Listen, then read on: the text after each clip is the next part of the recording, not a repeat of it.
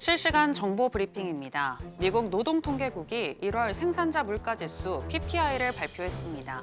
헤드라인 PPI는 전월 대비 0.4%, 전년 동월 대비로는 3.5% 상승하며 예측치를 상회했고, 식품 및 에너지 등 변동성이 큰 비용을 제외한 근원 PPI의 경우 전월 대비 0.3% 상승하며 예측치에 부합했습니다.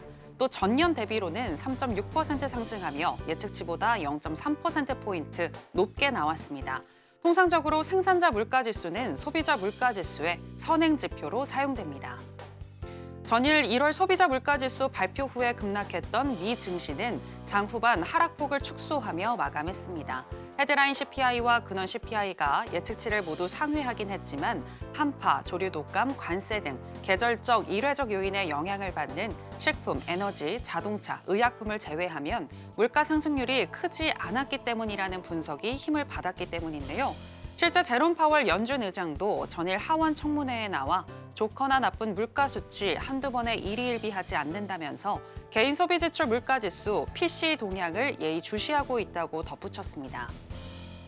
높은 물가로 인해 트럼프의 관세 정책도 조심스러워질 수밖에 없다는 전망이 쏟아지고 있습니다. 시장에서는 정교하게 준비되지 않은 발표, 유연한 행보, 비즈니스맨 트럼프의 경력 등을 고려해 볼 때 진정한 정책 목적이 관세 인제에 대해 의구심을 품으며 트럼프가 보편 관세를 현실화할 가능성이 낮다는 판단을 내리고 있는데요. 특히 트럼프의 관세 정책이 강화될수록 그가 원하는 금리 인하는 더 요원해지기 때문에 물가 반등이 트럼프의 보편 관세를 막는 호재로 인식될 가능성이 높다는 주장입니다. 트럼프 대통령은 전일 전쟁 당사국인 러시아 푸틴 대통령과 우크라이나 젤렌스키 대통령과 연달아 통화했습니다. 그는 푸틴과 사우디에서 처음 만나게 될 것이라고 언급했고 젤렌스키 대통령과도 평화 협상을 진행하는 데 합의했다고 밝히며 머지않은 미래에 휴전을 하게 될 것이라고 강조했습니다. 전문가들은 휴전 협상 이슈가 유가에 한동안 하방 요인으로 작용할 거라면서도 서방국들의 테러 제재가 점진적으로 이루어질 가능성이 높고 그간 러시아가 우회로를 통해 대부분 제재를 회피했던 만큼 휴전 협상 타결로 인한 유가 하락 압력은 제한적일 거라고 전망했습니다.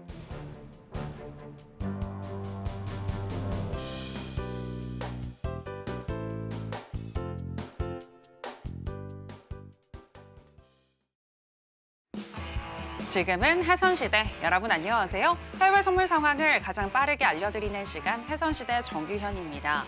어제 미국 시장은 발표된 CPI가 시장 예상치를 상회하면서 금리 인하에 대한 기대감이 축소됐고 주요 3대 지수 모두 하락으로 출발을 했지만 러우 전쟁 종전 기대감에 또 CPI가 1월 효과를 받은 것이라는 분석과 함께 저가 매수세가 들어오는 모습이었습니다. 그리고 오늘은 어제 CPI에 이어서 생산자 물가지수 PPI와 또 신규 실업수당 청구 건수가 발표됐는데요. 물가는 끈적하고 고용은 강하다고 보여지는 지표들이었는데 어떻게 해석을 하고 우리는 어떤 전략 가지고 가야 할지 짚어드리겠습니다. 그럼 해선시대 오늘도 힘차게 출발해 보겠습니다.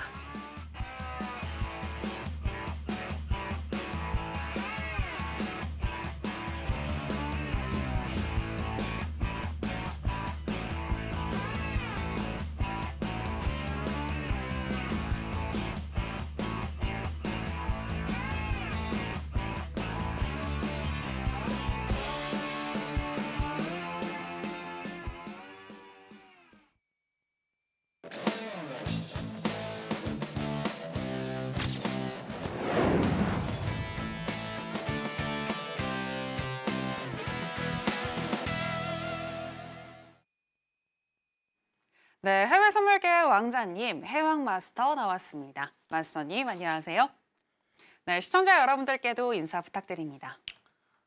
네, 안녕하세요. 매주 목요일 뵙는 해왕입니다. 간밤에 이제 러시아 관련해서 트럼프가 이제 협상을 시작했다는 얘기가 나오고 있어요. 이에 따라서 시장 어떻게 변동될지. 그리고 파월 증언 좀 정리를 하는 시간을 같이 가져볼 거예요. 파월 증언에 따라 좀 다소 이제 금리에 대한 분위기가 또 한층 바뀌었거든요. 이런 부분 좀 디테일하게 오늘 1시간 동안 보면서 증시의 방향성을 바라보도록 하겠습니다. 1시간 동안 잘 부탁드립니다. 네, 수많은 이슈들 중에서 우리가 어디에 선택과 집중을 해야 할지 잘 짚어주시는 해왕 마스터님이신데요. 최근에 트럼프발 관세 불확실성 속에서 우리가 어디에 집중해야 할지 제가 많이 또 여쭤보도록 할 테니까요. 1시간 동안 여러분들 시청 계속해서 해주시길 부탁드리겠고요. 또 저희 방송 너튜브로 지금 라이브도 되고 있는데요. 혹시 궁금하신 내용이 있으시다면 댓글을 통해서 많이 올려주시기 바랍니다. 자, 그럼 해선시대 본격적으로 출발해 보도록 하겠습니다. 먼저 나스닥 선물부터 개장 전에 어떻게 흘러가고 있는지 시세 체크와 더불어서 이슈 체크 그리고 전략까지 알아보겠습니다.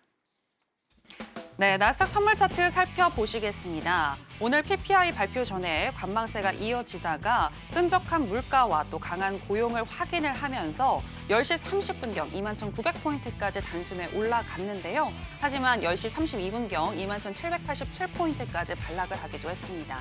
하지만 그 이후로 또 다시 자리를 찾아가면서 현재는 강보합권인 0.32% 정도 상승한 21,874포인트 선 지나가고 있습니다. 자, 그러면 나스닥과 관련한 이슈도 체크해 보도록 하겠습니다. 네, 앞서서 속보를 통해서 여러분들 보셨겠지만 트럼프가 오늘 상호 관세와 관련된 계획을 발표하겠다라고 얘기를 했습니다. 우리 시간으로 이제 곧 새벽 3시가 될 텐데요. 일각에서는 보편 관세에서 상호 관세로 좀 우회하는 것이 아니냐. 그리고 트럼프가 이 협상을 그냥 카드로만 좀 쓰는 것이 아니냐. 그러니까 관세를 협상 카드로만 쓰는 것이 아니냐라는 그런 분석이 현재 나오고 있는데 마스터님의 의견은 어떠하신지 한번 들어보도록 하겠습니다.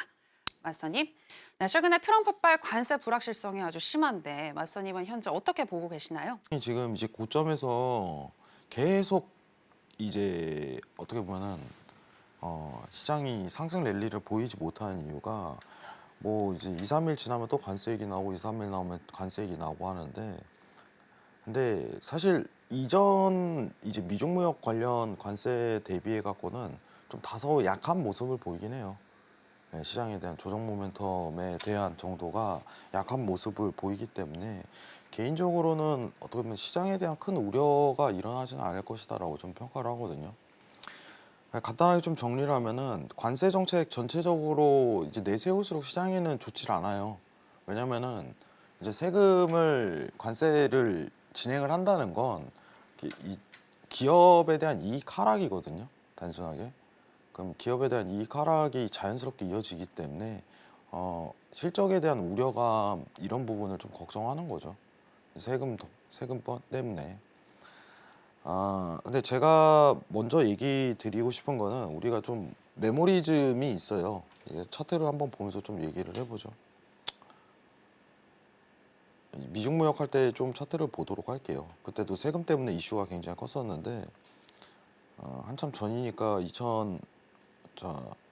2018년으로 이동하도록 하겠습니다. 이때거든요. 이때 2018년 아직도 기억나네요. 10월부터 1월까지. 이때는 무슨 전쟁 나는 줄 알았어요. 시장이. 주봉입니다. 여러분들. 한 3, 4주 한 달 동안 내리 꽂았기 때문에 한 달 이상을 시장에 대한 우려가 굉장히 컸어요. 뭐 증시로 따지면 8,000포인트죠. 그 당시는 8,000포인트에서 6,000포인트 빠졌으니까 상당히 많이 빠졌었는데 이런 우려가 있는 거죠. 이런 우려가 이제 미중무역에 대한 어떤 확대 가능성 뭐 이런. 근데 생각보다는 아직은 좀 약해요. 생각보다 시장이 좀 둔화된 것 같아요. 왜냐면은 이때 모멘텀이 미중무역을 진행하고도 어떻게 보면 증시 다시 끌어올렸거든요. 그렇기 때문에 좀 면역력이 많이 생겼다. 저는 이렇게 좀 판단하는 게 좋을 것 같아요. 투자자들 입장에서. 그러니까 세금에 대한 내용은 굉장히 많아요. 뭐 이제 복잡하죠. 아까 이제 앵커님께서 얘기했듯이 뭐 추가적으로 이제 상호관세 이런 얘기도 나오고 하지만은 전반적으로 이제 세금을 바라보는 투자자의 입장을 고려를 해보면 면역 부분이 오히려 이 부분을 해지하지 않을까 이런 판단을 많이 하고 있습니다. 이런 판단을 지금 시장이 고점에서 계속 흔들고 있어요.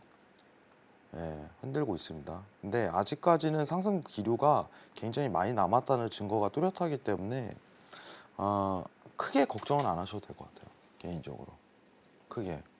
또 디테일한 내용은 이제 세금 관련해서 계속 내용이 나오니까 이 부분은 제가 이제 노란톡에서 계속적으로 얘기 드리도록 하고 뭐 간단하게 정리를 하자면은 그냥 단순히 이제 투자자 입장에서 면역력 부분이 강화돼 있는 상황이기 때문에 이전 2018년에 대한 부분만큼 조정은 좀 드러나지 않을 것이다.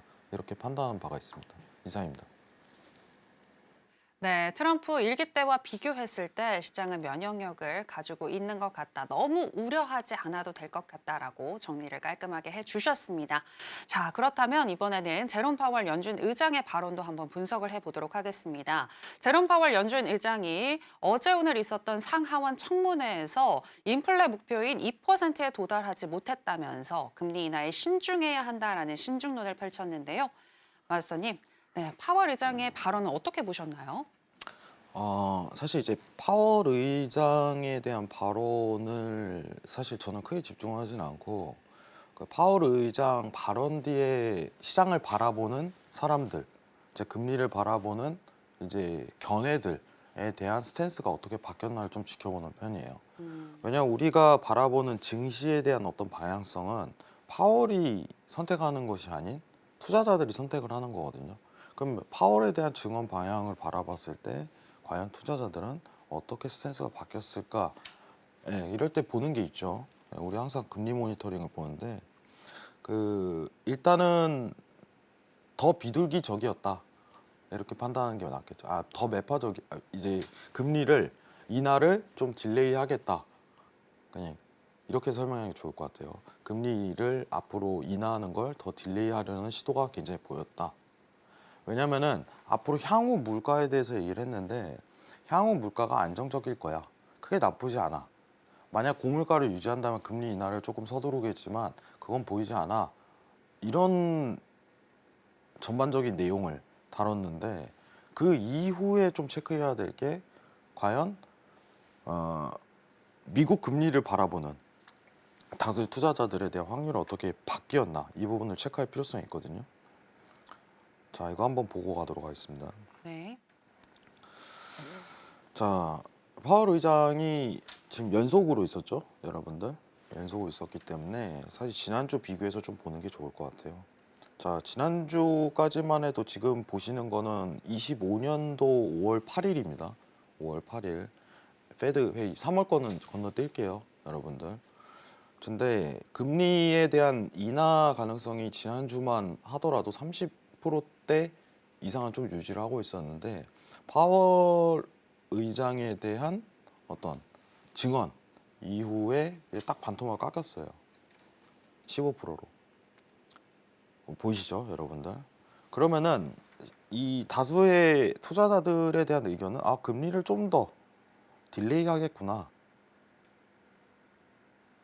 이게 지금 제일 정확한 거예요, 사실. 자, 그러면은 우리가 여기서는 좀 결론을 지어야 되는데 제가 사실 이제 증시가 이제 오르는 이유에 대해서 좀 정리를 해드리려고 하는데 지금 뭐 시장에 대한 위기론이 굉장히 많아요, 여러분들.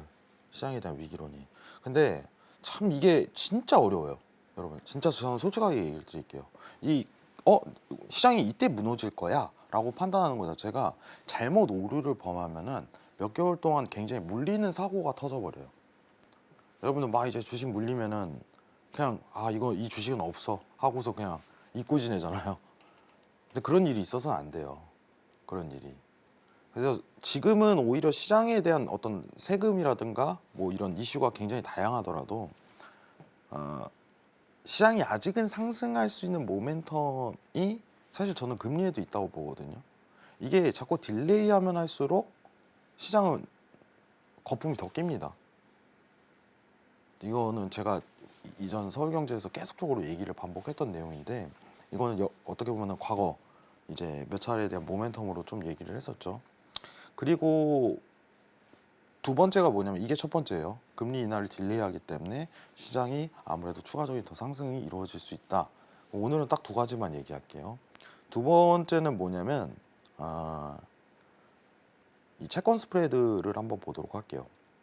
제가 일전에 얘기한 게 이게 10년, 2년 채권 스프레드인데 최근 들어서 사실 이제 장기채에 대한 국채 발행만 좀 진행을 하는 편이에요, 미 재무부가. 그렇기 때문에 장기채 공급량이 높기 때문에 그 장기채 금리가 좀 급등하는 현상이 보여졌었어요, 여러분들. 근데 최근에 조금 줄이긴 했어요. 이번에 좀 조절을 했죠. 그러면서 이제 채권 스프레드도 안정화가 됐는데 제가 이제 기준치로 삼았을 때는 좀 어떤 기술적 분석으로 0.5포인트죠. 5포인트에 도달을 하게 되면 시장이 굉장히 위험해질 것입니다라고 저는 판단을 했었어요. 이건 좀 제가 얘기를 드렸죠. 제가 좀 어려운 얘기는 뺄게요. 왜냐면은 최근에 이제 재무부 관련해 갖고 입찰 관련 내용이 좀 내용이 복잡해요, 그게. 예. 얼만큼 이제 발행을 하고 얼마나 입찰을 하고 이 얘기를 꺼내면은 좀 시청률이 많이 떨어져요. 제가 이 부분은 좀 생략을 하도록 하고, 중요한 거는 이 채권 스프레드에 대한 위치값이 이전 위치값이죠. 최근 들었던 이제 고점 포인트를 보자면은 0.37, 0.38 이 정도 형성이 돼 있는데 이거 좀 돌파하면 힘들어져요. 그러면 저는 이제 야 이거 이제 거의 이제 시장이 최고 자리에 이제 와 있구나. 전 이렇게 판단할 수 있다고 생각을 해요. 근데 최근에 또 안정화가 됐죠. 왜냐면은 재무부에서는 국채 공급을 조절하고, 그죠? 조절하기 때문이요. 단순하게. 뭐 부채 한도 유예는 이미 6, 7월까지 좀 딜레이했고, 근데 이상하게 타이밍이 다 6, 7월로 맞아떨어져요. 금리 인하도 그러고 부채 한도 유예 관련해 갖고 다시 트리거가 생기는 것도 6, 7월이고. 왜냐면은 미국에 있는 이제 계좌증권이죠. 계좌증권이 그때면 이제 고갈이 될 가능성이 굉장히 높거든요. 지금 상황으로 국채 발행을 하질 않고 이제 미국 재무부에 있는 이제 TJ죠. TJ 잔고를 활용하고 있기 때문에 당분간 유예가 있다 이렇게 판단했었는데 그런 부분도 너무 맞아떨어지고. 근데 지금 당장 우리가 바라보는 2월, 3월, 1분기 그리고 1분기 넘어서 2분기 좀 널리지 봤을 때 2분기까지 또 길게 본다면은 시장에 대한 각종 지표는 지금 상황에서는 이제 안정성을 좀 추구하는 것 같아요. 이제 왜냐면은 연초 이제 작년 말 기준 모든 지표가 굉장히 위험 수치에 도달을 했었는데 금리 인하부터 시작해서 굉장히 딜레이하는 것도 보이고 국채 발행도 일부러 이제 안정화시키는 게 보이니까 이 부분이 선뜻 시장 하락을 지금 외치기에는 타이밍이 섣부를 수 있다라고 저는 얘기 드릴 수 있을 것 같아요. 오히려 시장에 대한 더 추가적인 유동성을 좀 일으킬 수 있는 여건이 돼버렸다라고 판단하거든요. 내용이 좀 어려웠죠, 여러분들. 이건 제가 나중에 시간 내서 다시 정리를 해드릴게요. 그래서 아무래도 이제 최근에 이제 우리가 이번 달 이제 1월 중순부터 해갖고 이제 트럼프 취임식부터 시작해서 지금까지 제일 시끄러운 내용은 사실 관세거든요. 관세 이슈만 어느 정도 정리가 된다면은 시장에 대한 상승 랠리 포인트가 계속적으로 이어질 가능성이 굉장히 높다고 판단을 합니다. 그래서 좀 여러분들이 이 개념에 대해서 좀 정리는 하고 계셔야 되고, 시장에 대한 하락 포인트를 지금 당장은 외치기가 힘들다. 지금 당장은 좀 더 기다려보자. 좀 더. 어차피 저 계속 나오니까 그 부분이 되면은 여러분한테 가장 먼저 말씀드리도록 할게요. 좀 이따 차트 보면서 시장에 대한 어디까지 상승을 바라보고 있는지 한 번 더 체크하는 시간 가져보도록 하겠습니다. 이상입니다. 네, 인플레가 목표치에 다다르고 있지 못하기 때문에 금리 인하 속도는 둔화될 가능성이 높으나 채권 금리 10년물과 2년물 스프레드를 통해서 봤을 때 트럼프에 대한 관세 이슈만 좀 안정이 더 된다면 시장은 추가적인 상방을 더 기대해 볼 수 있겠다라고 분석을 해주셨습니다. 일단 거시적으로 봤을 때는 좀 더 미국 시장 상승할 수 있다라고 보셨는데요. 오늘 같은 경우는 또 어떤 전략 가지고 가야 할지 짚어보도록 하겠습니다. 인베스팅닷컴에 따르면 기술적인 분석 어떻게 하고 있는지 살펴드릴 텐데요. 일간 기준으로는 매수 사인을 주고 있습니다. 12개 지표들 중에서 5개의 지표가 매수를 가리키고 있고요. 시간당으로 해서 봤을 때에는 7개의 지표가 매수를 가리키고 있는데요. 스토캐스틱 RSI, MACD, ADX, CCI, 오실레이터, ROC, 브랜베어 파워 지금 이 지표들이 매수를 가리키고 있습니다. 그렇다면 마스터님의 의견은 어떠하신지 팻말을 통해서 알아보겠습니다. 마스터님 팻말 준비해 주시고요. 하나, 둘, 셋. 빠밤! 매수 사인 주셨습니다. 네, 아까 이렇게 분석해 주셨던 그 흐름의 연장선으로 매수를 드신 걸까요? 아니면 오늘 시그널이 매수일까요? 저 다시 하겠습니다. 다시요. 네. 네. 그럼 바로 뭘까요? 빠밤 들어주세요. 관망이요? 왜 제가 매수해서 진짜, 관망으로 바뀌었을까요? 여러분들 제가 죄송합니다. 네. 왜 그러냐면 이게 진짜 지금 이제 트레이딩 하시는 분들 진짜 힘들 거예요. 이게 갑자기 툭 튀어나오니까 네. 이제 우리가 밤 사이죠. 주말 사이, 밤 사이 갑자기 내용이 계속해서 튀어나와요. 좀 제가 사실 제일 예측하기 쉬운 사람이면서 이 말이 맞을 것 같은데 제일 예측하기 힘든 사람이 트럼프거든요.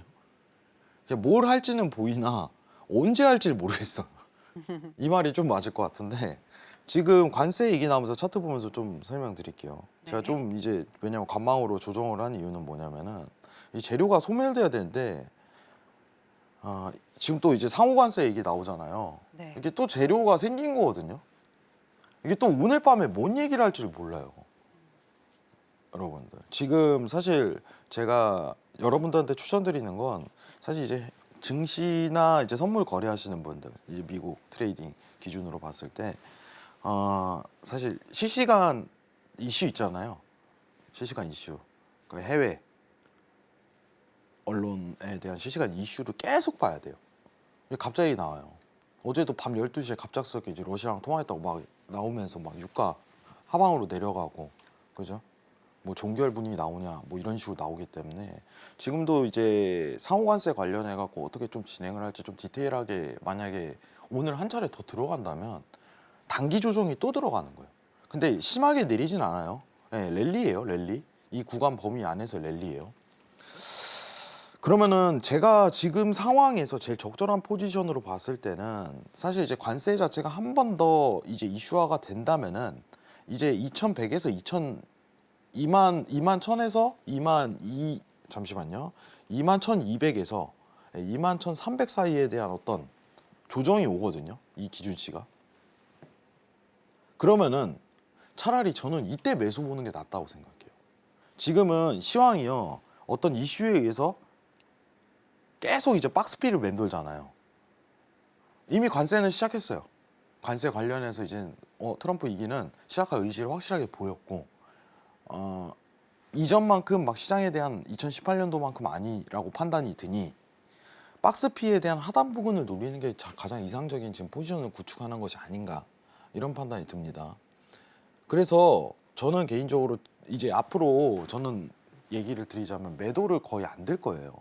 앞으로는 매도를 뭐 보시는 분들은 아시겠지만은 아직까지는 매도를 분위기보다는 지금은 매수 분위기를 계속적으로 흐름을 한번 타오는 게 수익성을 누적 수익 계속 올릴 수 있을 가능성이 굉장히 높다고 판단하기 때문에 그러면은 지금 박스피에서는 박스피 하단에 대한 부분을 노리는 게 가장 이상적이다라고 판단하기 때문에 일단 관망 그리고 한 번 더 박스피 하단에 누리면 그때 다시 보자 이런 주의가 저는 낫다고 봐요. 아시겠죠? 이 부분만 좀 참고 부탁드립니다.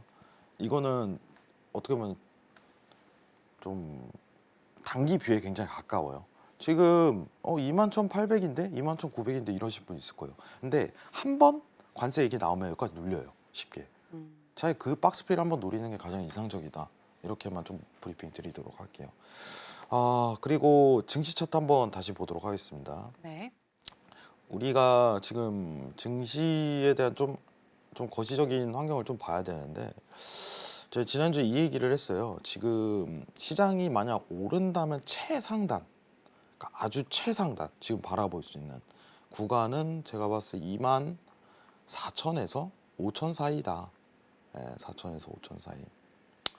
아까 전에 얘기했었던 지금 왜 그러냐면은 시장에 대한 어떤 이 기술적 분석에 대한 구조가 깨지려면 제가 지금 바라보는 이 기술적 분석에 대한 구조가 깨지려면 지금 2700포인트에 대한 지지값이 깨져야 돼요.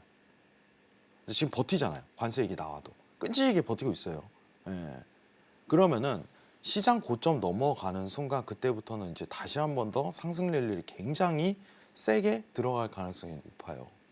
만약에 내가 시장에 대한 미국 주식에 대한 뷰를 거시적인 환경만 단순하게 바라보고 싶어라고 관점을 가진다면 이 피보나치 비율에서 2700포인트 깨지면 다 손절 치면 돼요. 이해하시겠죠? 2700포인트입니다. 2700포인트. 이거 깨지면 그냥 다 손절 치면 돼요. 예. 나쁘지 않은 손절이에요. 이거 손절하더라도. 이거 깨지면 좀 위험해요. 그때부터. 하지만 지금은 이제 여기가 1 기준이라고 봤을 때 여기죠. 38.2% 조정이 왔기 때문에 지지 값을 받을 가능성이 굉장히 경우의 수 높다 이겁니다. 이전과 같은 이 상황하고 똑같은 거예요. 고점 대비 38.2% 그리고 다시 한번 피보나치 비율상 더 1.2 몇을 돌파하고 1.6까지 가는 경우가 많았어요. 그래서 지금은 24,000에서 5,000 사이는 일단 고점 값으로 바라볼 수 있는 단계다라고 판단하고 있는 거예요. 지금 재료 소멸만 빨리 드러나면 좋을 것 같은데 사실 관세 이게 한 번 더 나온다면 조금 증시가 이 방향으로 계속적으로 시간이 끌지 않을까 이 생각은 가지는데 지지값은 좀 굳건히 버틸 가능성이 높다고 생각을 해요. 최근에 왔었던 이제 파월 증언 이 부분하고 이제 미국 재무부의 어떤 국채 발행 이런 부분을 좀 분석을 해봤을 때 시장이 생각보다 견고합니다. 견고해요. 안정성 있어요. 그러니까 만약에 이제 재무부나 이제 파월이 좀 삐뚤어지게 가면은 좀 의심해볼 법한데 시장 상승을 좀 견인하는 멘트라든가 행동을 많이 해요. 그렇기 때문에 오히려 문제가 없다고 생각을 해요. 당분간은 1분기 더 넘어서는 2분기까지 조금 시장에 대한 상승 방향성을 계속적으로 지켜보는 게 오히려 지금 시장에서 좀 더 바람직하다 이렇게 판단 드리도록 하겠습니다. 이상입니다. 네, 잠시 후 새벽에 있을 기자회견에서 트럼프가 상호 관세 관련해서 어떤 이야기를 할지 예측할 수가 없으니 현재 시점에서는 관망하시는 게 좋겠다라고 오늘 전략 주셨고요. 그리고 나스닥 선물 기준으로 최상단은 24,000에서 25,000까지 현재 올라갈 수 있을 것 같고 만약 2700포인트를 하향 돌파하게 된다면 그때는 후회 없이 손절하자라는 전략까지 얘기를 해주셨습니다. 조금 있다가 저희가 개장 이후에 다시 한번 나스닥 선물 짚어드리도록 할 거고요. 이번에는 크루드 오일로 넘어가겠습니다. 현재 시세와 더불어서 이슈 체크 전략까지 챙겨보겠습니다. 네, 크루드 오일 선물 차트 보시겠습니다. 오늘 새벽에 EIA가 발표한 원유 재고가 예상보다 더 많았고 또 러우 전쟁 종전과 금리 인하 기대 후퇴 등으로 인해서 원유 수요가 줄어들 수 있다는 우려로 하락하고 있는 오일인데요. 특히 우리 시간으로 6시 이후 가파르게 하락을 하면서 8시경에는 70.22달러까지 터치를 했고 현재도 0.97% 정도 하락한 70.68달러 선 지나가고 있습니다. 자, 그러면 오일과 관련한 이슈도 살짝 여쭤보도록 하겠습니다. 네, 트럼프 대통령이 푸틴 대통령, 젤렌스키 대통령과 잇따라 통화를 하면서 러우 전쟁 종전에 대한 의지를 내비친 가운데 또 여기에 중국도 러우 전쟁 종전에 힘을 보태겠다라는 의지를 지금 또 보이고 있는데요. 이로 인해서 유가는 하방 압력을 받고 있는데 자, 맞서님 그렇다면 우리는 매도로 접근을 해야 할지 어떻게 보시나요? 네, 저는 뭐 들까요? 그럼 바로 한번 네. 전략으로 체크해 볼까요? 네, 하나, 둘, 셋, 빠밤. 아, 네, 매도로 주셨습니다. 일단은 저 뭐 이제 유가에 대한 공급량 확대 기대감이겠죠. 어제 간밤 사이에 갑작스레 통화 한 통화에 이제 유가가 뒤집어지는 상황이 펼쳐졌는데 뭐 이제 이제 73포인트에서 이제 70포인트까지 가까이 좀 하락을 했어요. 그냥 거의 이제 통화 이후에 좀 스트레이트로 꽂았다 이렇게 좀 평가하는 게 나을 것 같은데 제가 최근에 사실 이제 유가 관련 설명할 때 유가 좀 어렵다 이 얘기를 많이 했어요. 네. 기술적 분석은 사실 이제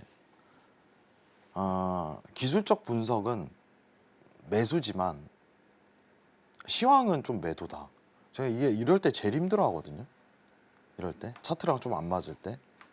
근데 시황에 대한 매도세가 더 확연히 두드러졌어요. 기울었다고 좀 판단을 해야겠죠.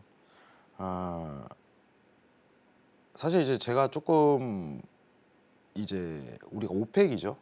제가 이제 유가 관련해서 우리가 유가 트레이딩 하시는 분들은 조금 아실 텐데 이제 일주일에 한 번 있었던 원유 재고는 제가 사실 잘 안 봐요. 유가를 트레이딩 할 때. 왜냐면은 예상치에서 크게 틀어지지 않는 이상 크게 이슈는 없어요. 원유 재고 같은 거는. 근데 이제 어떤 추세를 볼 때 어떤 이슈를 가장 많이 보냐면 이제 미국에 대한 셰일 그리고 이제 오펙 더 나가서 오펙 플러스죠. 오펙 플러스까지 뭐 이런 석유 생산량에 대한 어떤 변화 이런 부분을 좀 측정하는 편인데 예를 들면 이제 오펙 감산이라든가 근데 이제 러시아가 만약에 이제 이 석유 생산을 좀 재개하고 공급량을 확대한다는 그 가능성을 띠게 된다면 추세가 더 추가적으로 하방에 놓일 가능성이 굉장히 높다 이건데 이 시황이 좀 확정적이진 않아요. 지금 어떻게 보면 단순히 통화 한 번이죠. 이제 종식. 왜냐면은 내용을 한 번 더 추가적으로 볼게요. 의구심이 좀 드는 건 있어요. 아직까지. 좀 미국이 좀 요청한 좀 어떤 거래죠. 거래라고 좀 보게 된다면은 히토류 달래요. 히토류. 네. 여기 보이죠? 히토류.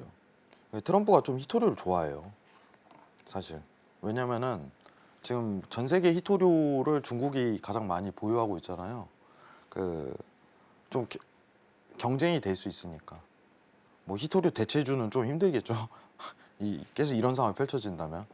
예, 오히려 이제 만약 이 딜이 성공한다면은 히토류 대체주는 좀 떨어지고 히토류 관련주가 오히려 좀 직접주가 좀 올라갈 수도 있는데. 네, 일단은 개장하고서 내용 이어가겠습니다.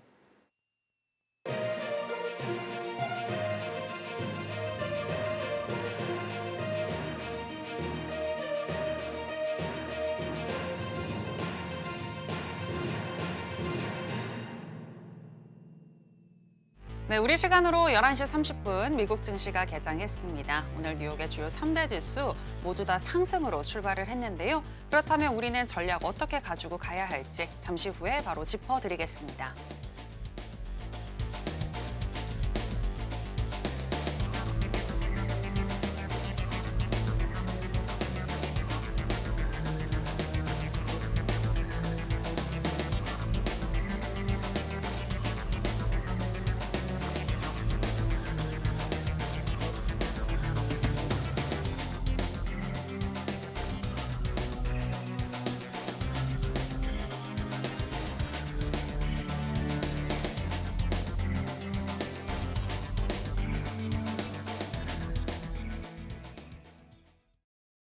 네, 개장 전에 오일과 관련된 이슈를 마스터님이 또 말씀해주고 계셨던 만큼 오늘은 오일부터 한번 살펴보도록 하겠습니다. 자, 마스터님 아까 매도 사인을 드셨는데 역시나 같은 의견이실까요? 네, 좀 이어가도록 하겠습니다. 네. 그렇기 때문에 지금 제가 히토류까지 얘기했었죠. 근데 이게 좀 협상이 될지가 의문이에요. 근데 사실 이제 가능성은 높은 거는 러시아랑 우크라이나도 좀 지쳤어요. 지친감도 있고 이 가능성이 일단은 높게 평가가 됩니다. 일단은 미국이 좀 개입한다 이런 의지가. 그렇기 때문에 이게 협상이 완전히 이제 종결이 된다면은 이제 러시아에 대한 공급량 확대, 유가 공급량 확대에 대한 기대감 이런 부분을 평가해서 지속적으로 매도를 평가하는 게 맞아요. 그리고 지금 아직 기대감이 있잖아요. 어제 통화 이후에. 그렇기 때문에 시장에 대한 추가적인 하락이 오늘 당일에도 이루어질 가능성이 굉장히 높다. 이렇게 평가하는 게 맞을 것 같습니다. 그럼 차트 한번 보고 갈게요. 네. 그러면은 지금은 여러분들 이슈가 좀 발생을 했죠. 그럼 이거는 추세에 대한 이슈죠. 여러분들. 추세 이슈이기 때문에 시장에 대한 기준선 지지를 받을 가능성, 저항이죠. 기준선 저항을 받을 가능성이 굉장히 높다. 이렇게 평가하시는 게 좋아요. 어제 사실 이제 우리가 몇백 T가량 하락을 했기 때문에 2, 300T가량 하락을 했기 때문에 오늘 이제 12시 넘어가서는 어제 하락분에 대한 좀 조정이 좀 들어설 가능성이 굉장히 높고 추가적으로 본다면은 시장이 조정 이후에 추가적인 하락을 조금 이룰 가능성이 굉장히 높다라고 보는 게 좋습니다. 근데 그 저항에 대한 위치값을 한번 보도록 할게요. 지금 저항에 대한 기준선 위치값이 71.50 내외에 위치하고 있습니다. 네. 여기 포인트부터 이제 매도를 좀 준비해야겠다 이렇게 판단하시면 좋을 것 같아요. 이상입니다. 71.50 네, 맞죠? 71.50입니다. 네. 크루드 오일 추가적인 하락 예상이 된다라고 하시면서 71.50선에서부터 매도로 한번 대응을 해보자라고 크루드 오일 전략 주셨습니다. 자, 그럼 이번에는 나스닥 선물로 한번 가보도록 하겠습니다. 마스터님, 개장 이후에 나스닥 선물 지금 보니까요. 0.64% 정도 상승 중에 있습니다. 아까보다는 조금 더 우상향한 흐름이 나타나고 있는데 오늘은 어떻게 대응하는 게 좋을까요? 오늘 이거 내용 나오면은 야간에 또 이제 아까 관세 관련해서 또 여기 나오면은 또 한 번 뒤집어지거든요. 네. 저는 아까 얘기했듯이 박스피 밑에 올 때까지 좀 한 번 더 대기하는 게 나을 것 같아요. 이게 그러면 왜냐면은 네. 제가 조금 리스크 회피 성향이 강해요. 음. 지금 단기적으로 시장에 대한 뭐 이제 추세가 보인다 기술적 분석을 하더라도 이런 어떤 리스크가 잔재돼 있는 상황 내에서 지금 아직 ING잖아요. 갑자기 또 튀어나올 수 있는 거고. 그 상황 내에서 뭔가 트레이딩 할 바에 차라리 한 번 더 눌리면은 박스피 매매를 하는 게 낫다라고 저는 판단 들거든요. 시장은 쉽게 하락하지는 않아요. 하락에 대한 추세는 아닙니다. 예, 다만 트레이딩, 단기 트레이딩 하시는 분들이 이 박스피에서 하단 부분을 노린다면은 차라리 안정적으로 좀 더 보수적으로 매매하더라도 큰 수익이 날 가능성이 굉장히 높다고 판단해요. 이 부분만 평가하셨으면 좋겠어요. 그렇다면 아까 박스권 하단을 포인트로 보자면 21,200에서 21,300포인트 선 네네. 그렇게 보면 되는 거죠. 네네. 예, 알겠습니다. 현재 같은 경우에는 여러 가지 불확실성에 놓여 있으니 관망하시는 게 좋겠고 박스권 하단에서 그때 지지를 받을 때 매수하는 전략도 얘기를 해주셨는데요. 21,200에서 21,300포인트 선 눌림을 줬을 때 그때 매수해보자라는 전략 주셨습니다.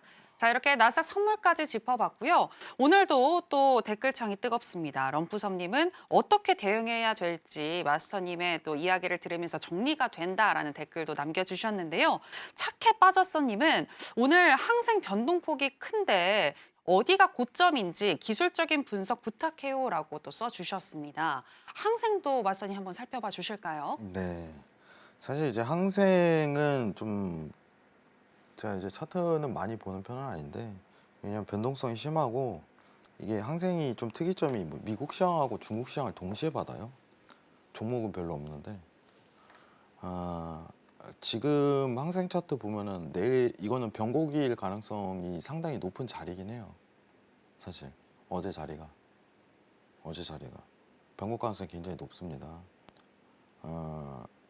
시장이 지금 한번 틀어지면 좀 심하게 틀어져요. 여러분들 뭐냐면은 제가 변곡이라는 거는 시장에 대한 조정 가능성을 얘기하는 게 아니에요. 이게 이전과 같은 상황에 대한 연출일 가능성이 굉장히 높아요. 하방으로 다시 시작하는.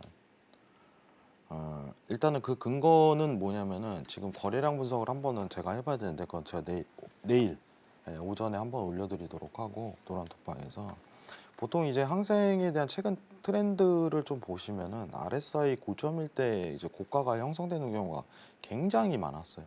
지금도 그 상황이고 보이시죠? 네. 최근 동향을 많이 봐야 돼요. 1, 2년 내 동향을. 그렇기 때문에 시장이 또 한 번 고점을 받고 내릴 가능성이 굉장히 높다. 왜냐하면 지금 단순히 미국이 오른다고 해서 항생이 오르지는 않아요. 원래 이 상품이 이래요. 조정을 받아요. 조정을. 왜냐하면 중국 시장을 너무 많이 받기 때문에 중국 시장은 그렇게 크게 좋지가 않습니다.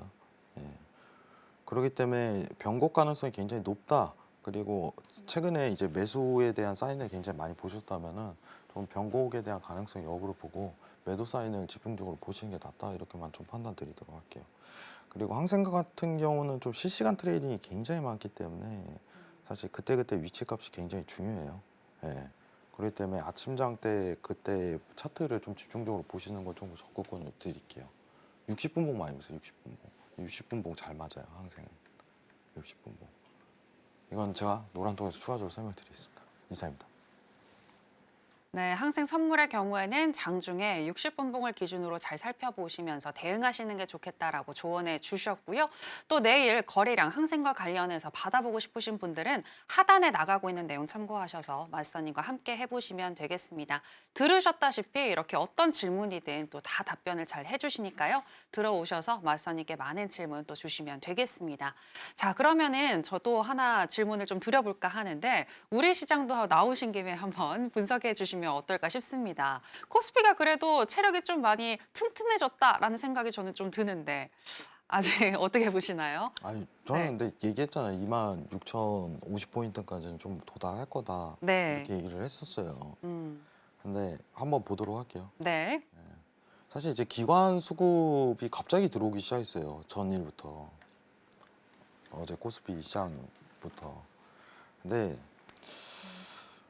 제가 좀 주제 넘은 얘기일 수 있지만은 좀 그런 얘기는 할 수 있을 것 같아요. 여러분들 좀 생각보다 착각 안 하셨으면 좋겠습니다.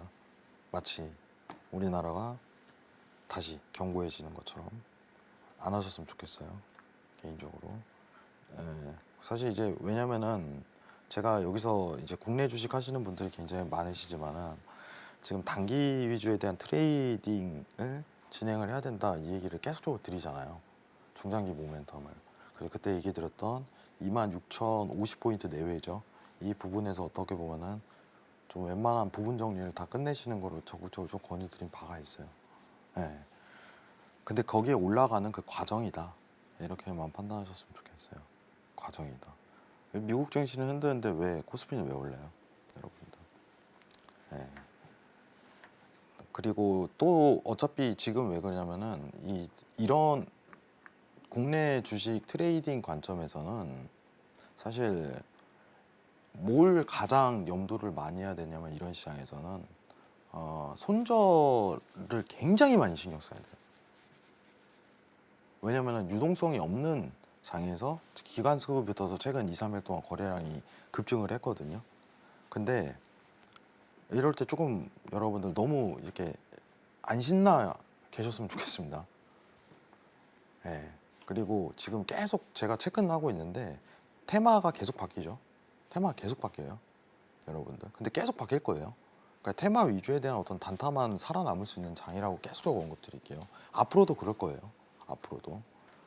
그래서 중장기 모멘텀에 대한 부분은 좀 정리는 웬만하면은 26,050포인트에서 하시고 단타 위주에 대한 접근.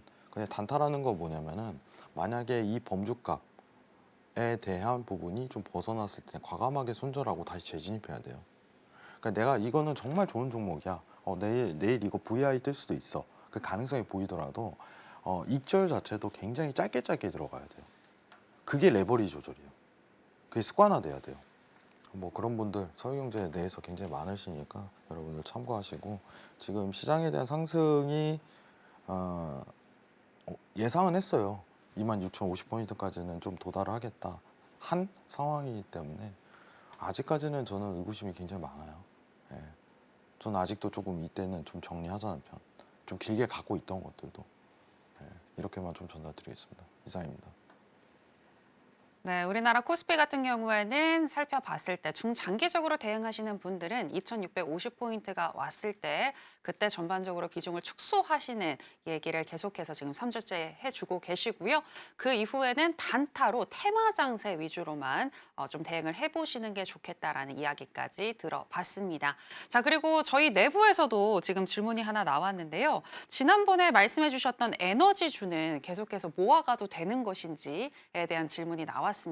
미국 관련된 이제 주식 내용인 것 같은데 마스터님 이 부분은 어떻게 보시나요? 이거는 상당히 유효합니다. 어, 저는 네. 사실 이제 그냥 전력주밖에 안 봐요. 어. 가치가 너무 낮아요, 아직까지. 예, 아직까지는. 전력주 대장주 한번 보도록 할게요, 차트. 그래서 계속 오르긴 했는데 제가 이거를 추천할 때가 이제 작년 이제 9월 내일 거예요. 9월 내인데 그때 기준으로 한 2배 정도 올랐는데 3배죠. 3배 한 2.5배 올랐어요. 2.5배 올랐는데 이게 지금 전력 데이터 센터죠. 확보가 계속적으로 증가하는 상황에서 국가 차원에서 밀 가능성이 굉장히 높아요. 국가 차원에서 뭐 이제 예를 들면 보조금 지원 이런 거죠. 예, 발전소 보조금 지원 이런 부분으로 한마 정책 나오면은 슈팅이 한번 제대로 나올 거예요. 이건 아직 유효한 시황입니다. 근데 좀 나는 지금 들어가긴 좀 섣불러라고 판단하신다면은 이제 GEV 같은 경우는 이제 $300 내외에 들어가는 거 좀 추천드려요. 좀 기다렸다가 안 오면은 안 해도 돼요. 안 오면은. 근데 $300 내외에 들어가야지 가장 안정적으로 한 번 더 이제 추가적으로 상승 랠리에 대한 좋은 자리를 대응할 수 있을 거고, 이전 7, 8월부터 계속적으로 대응하셨던 분이라면 계속 ING 하셔도 돼요. 네. 이거는 어떻게 판단하시냐면은 그냥 나스닥이 상승한다 하면 같이 올라가는 주식으로 좀 생각하시는 게 좋습니다. 네. 테크주 따라 올라가는 거예요. AI 테크주. 같이 움직이는 거잖아요. 이게 이제 에너지주가 아니에요. 이거는 이제는 전력주라는 건 이제는 완전히 AI주의 간접주기 때문에 그런 부분을 신경 써서 대응하시는 게 이상적이에요. 좋은 회사입니다. 진짜 좋아요. 이상입니다. 네, 미국과 이제 관련해서 주식도 짚어주셨는데 일단 에너지주, 특히 전력주는 여전히 매력적인 자리이다라고 얘기를 해주셨습니다. 그 종목이 무엇인지 구체적으로 알고 싶으시다면 역시나 하단에 있는 내용 참고하셔서 마스터님과 함께 해보시길 바라겠고요. 방금 테크주에 대한 이야기가 나왔으니까 이제 또 핫한 이슈이죠. 팔란티어 관련해서도 여쭤보도록 하겠습니다.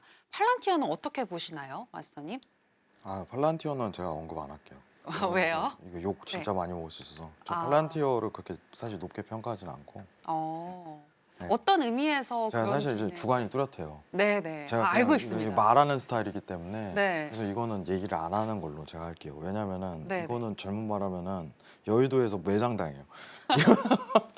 왜냐면 지금 여의도에서 가면요 다 이 종목이에요. 저는 근데 오히려 좀 반대적인 시각을 굉장히 많이 갖고 있기 때문에. 그러니까 더 궁금한 것 같아요. 아니 그러니까 매장당해요 이거. 근데 제가 지금 조심스러워서 말을 못해. 이거 왜냐면 라이브입니다 여러분들. 이거 사전에 물어본 게 아니기 때문에 제가 오히려 더 이거는 당당하게 좀 얘기할 수 있어요. 지금 이거 차트 한번 보면서 차트는 볼게요 여러분들. 이거 차트 네. 분석의 의미가 없어요 이게 사실.